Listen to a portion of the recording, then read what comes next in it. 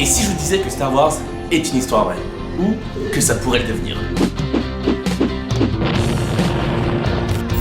Frontereux, welcome! Toi aussi tu rêves de vivre comme dans Star Wars, d'être capable de maîtriser la force et d'aller écarner de la laine au sabre laser?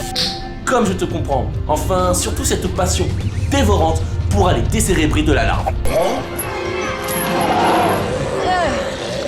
Bon, c'est vrai qu'avec tous ces personnages ayant influencé la culture populaire pendant près de 40 ans, la saga Star Wars a fait vibrer des générations d'enfants, qu'ils soient grands ou petits. Et vu que le seigneur Sith Darth Mickey impose son empire sur l'univers, il est fort à parier que durant très longtemps, nous allons pouvoir encore explorer certaines galaxies encore peu exploitées. Alors, pour survivre, autant suivre les préceptes des meilleurs maîtres Jedi et être ainsi en mesure de concevoir une journée animée entre amis, mais aussi avec des enfants Padawan. Du côté obscur, le voile vient de se déchirer.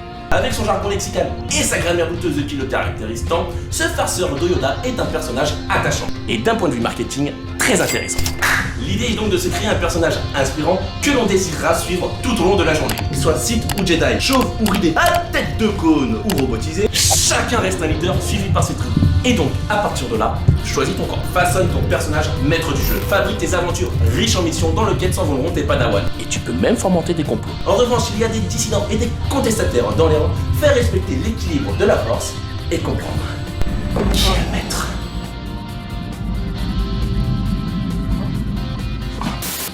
Maintenant que tes disciples ont foi en toi, il est temps de débuter leur entraînement. Et par la technique, ils devront commencer à apprendre. Car au vu du nombre de batailles interstellaires et de X-Wing en circulation, un futur Jedi se doit d'être un bon pilote, mais aussi un bon mécano. Oh, ça va aller, il nous en reste encore une bonne moitié.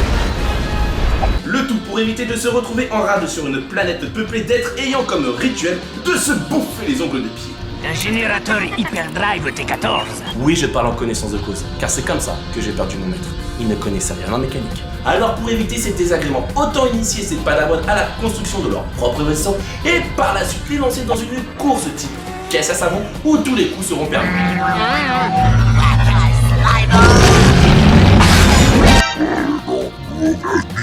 Quoi? La sécurité pour les enfants?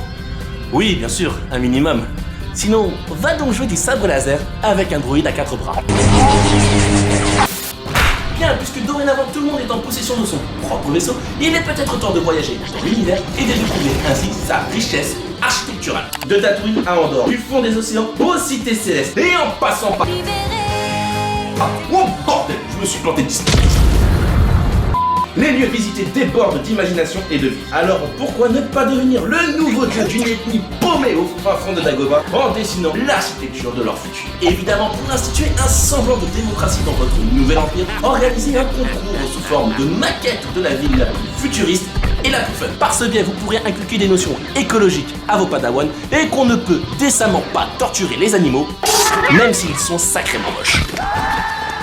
En bon maître ou seigneur que vous êtes devenu avec vos padawans, vous avez réussi à apprivoiser cette ethnie, vous sculptant des statues. Missa nommé Jar Jar Binks. Missa ton humble serviteur. Félicitations, vous êtes dorénavant le haut responsable de l'ordre et de la justice. Et de fait, il serait bon d'employer la force pour maintenir la paix. Et vu que Star Wars est un véritable hommage aux relations politiques saines, lancez-vous dans la conquête de planètes alentours. Donnez envie en y mettant du fun, de l'optimisme, en l'organisant sous forme de grands jeux type chasse au drapeau, défends ton territoire, ou même une chasse à l'homme avec ce traître à votre empire qu'il faut impérativement faire juger. Voire, protège ton seigneur Sith. Est-ce conforme à la loi? La loi, c'est moi. Que cela soit dans l'espace, sur Terre, dans la neige, et même sur des îles paradisiaques, Star Wars est une oasis d'idées pour ce genre d'activité.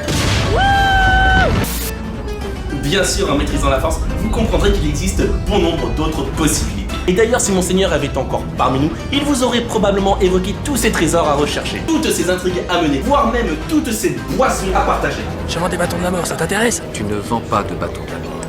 Je ne vends pas de bâtons de la mort. Tu vas rentrer chez toi et réfléchir à ton avenir. Je vais rentrer chez moi et réfléchir à mon avenir. Bref, quoi qu'il en soit, anime ou pas, le choix vous appartient. Sur ce, avant de retourner dans l'hyperespace et de vous dire que la force soit avec vous, Frau Buntere, take care, prenez soin de vous et à ciao.